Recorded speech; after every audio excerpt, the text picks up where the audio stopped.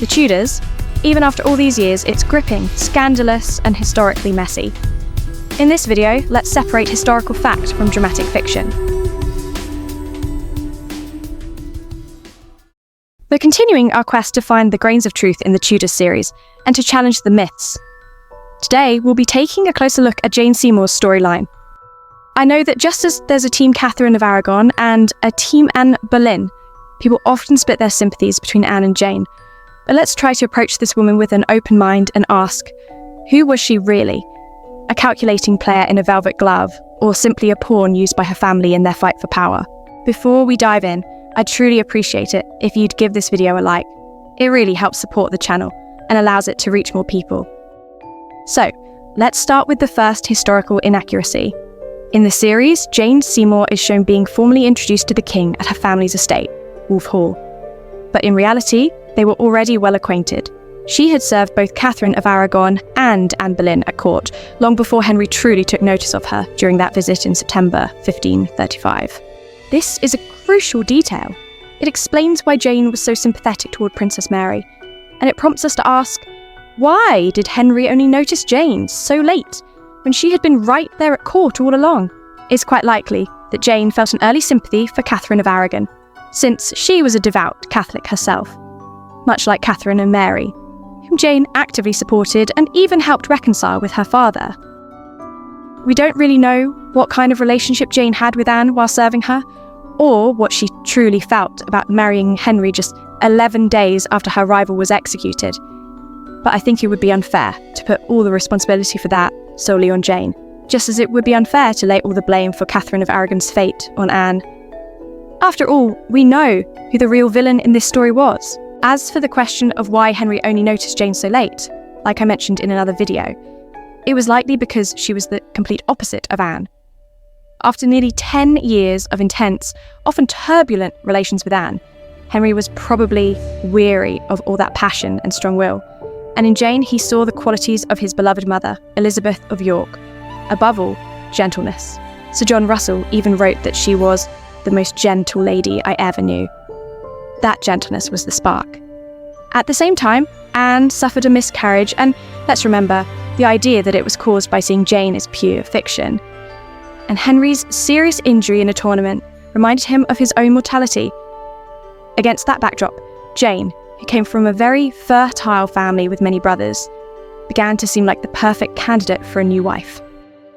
Next, the series shows Henry actively courting Jane, including a scene where she accepts a purse of money as a gift from the king. But this is completely inaccurate. In reality, when Henry sent her those gifts, Jane used the exact same tactic Anne had before her, remaining unreachable. On April 1st, 1536, our favourite ambassador, Chapuis, basically the gossip girl of his time, wrote that from two separate sources, he'd learned the king was courting Jane. He explained that she was being well instructed in how to handle the king by courtiers who hated Anne Boleyn. When Henry sent Jane a purse full of sovereigns, she kissed the letter and asked the messenger to tell the king that she could not accept the gift. She explained that she was a gentlewoman of good and honourable parents, without reproach, and that she had no greater riches in the world than her honour, which she would not injure for 1,000 deaths. She added that if the king wished to give her money, she begged he might do so, when God enabled her to make some honourable match. In other words, she couldn't accept such a gift as an unmarried woman, since it would damage her honour. But she very shrewdly left the door open for him to give her gifts once she was his wife. She was making herself seem pure and unattainable. Well played, Jane. This is often used as an argument that Jane was simply pretending to be the meek, gentle little lamb, carefully crafting that image to repeat Anne's success. We'll probably never know for sure whether she was actively coached by her family, or just happened to have the right temperament at exactly the right time. But it's fascinating that even the ambassador recorded talk at court about Jane being prepared or trained in how to handle the king. In the first episode of season 3, we see Henry and Jane's wedding, but here's another historical inaccuracy. The series shows a full church ceremony, while in reality their marriage took place in the Queen's Closet at Whitehall, a property Henry had renovated with Anne Boleyn. It's a small detail, but a very symbolic one. And here's another rather interesting coincidence. Jane's wedding took place on the 30th of May, 1536, almost exactly 3 years after Anne was preparing for her own coronation on the 1st of June 1533. Jane, in turn, made her first public appearance as Queen on the 2nd of June. But for both the people and the court, the appearance of a new queen likely felt far too sudden. Chapuis commented on this in his letters. Although everybody rejoices at the execution of the putain, there are some who murmur at the mode of procedure against her and the others, and people speak variously of the king. And it will not pacify the world when it is known what has passed and is passing between him and Mrs. Jane Seymour. Already it sounds ill in the ears of the people that the king, having received such ignominy, has shown himself more glad than ever since the arrest of the putain. Putain was his favourite expression when referring to Anne Boleyn. I've talked before about the issue with the actors' ages in the series, and I'll say it again. Jane was probably around 28 when she married Henry, while he was 44. So, there was quite a significant age gap between them. Of course, we don't have an exact birth record since there wasn't any formal system for recording children's births back then, especially for girls. But at her funeral, 29 women walked in procession, one for each year of her life, which suggests she was born in 1508. Yet on screen, they're shown as basically the same age.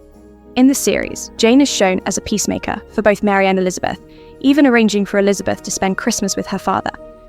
But this is probably another invention by the show. Alison Weir argues that Jane showed no real interest in Elizabeth at all, and that it was actually Mary's own intervention that persuaded Henry to invite little Elizabeth for Christmas. And now, let's move on to the birth of the long-awaited son.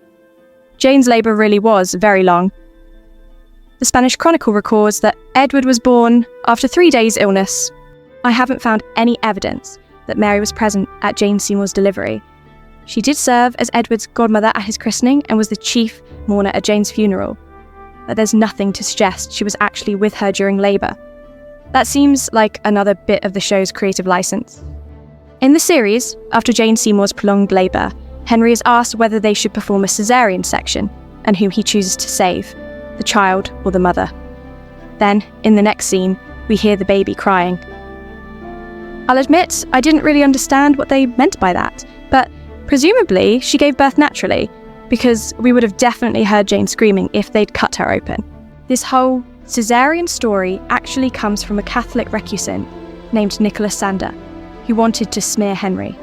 In his book he wrote, "But the travail of the Queen being very difficult, the King was asked which of the 2 lives was to be spared. He answered, the boy's, because he could easily provide himself with other wives."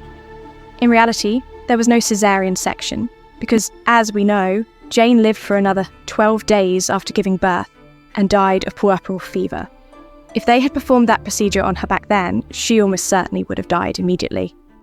By the way, Alison Weir, in her book about Jane, actually suggests that, contrary to the common belief that it was puerperal fever, her death may have been caused by a combination of 2 other conditions: severe dehydration and an embolism. Henry VIII called Jane his true love and wife. He chose to have her depicted as his queen in the famous family portrait at Whitehall, even though by then he was married to Catherine Parr. He also chose to be buried next to Jane. By the way, there's a really interesting story connected to Henry and Jane's burial place and their remains. Henry VIII actually took his own tomb very seriously and hired the talented sculptor Benedetto da Rovezzano to design it. But the work wasn't finished by the time of the king's death. His son, Edward VI, planned to complete it, but couldn't because of a lack of funds in the royal treasury. Mary I and Elizabeth I also wanted to finish the tomb, but it remained incomplete and dismantled. Henry VIII and Jane Seymour's bodies were never placed in the elaborate tomb intended for them. Instead, they remain in what was meant to be a temporary vault, beneath the floor of St. George's Chapel in Windsor, marked only by a simple black slab. But in any case, Henry does rest beside Jane. I don't know if it was truly love, but their entire relationship lasted only 18 months, and she gave him the one thing he so desperately wanted: a son.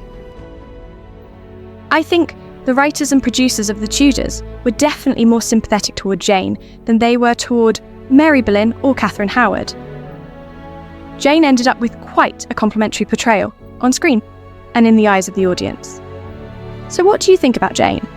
Was she a simple, unassuming woman who just happened to win the king's heart? Or a cunning actress who carefully played the role of innocence? I look forward to hearing your thoughts in the comments, and I'll see you in the next videos. I'm already working on a new one, exploring the stories of Anne of Cleves and, of course, Catherine Howard.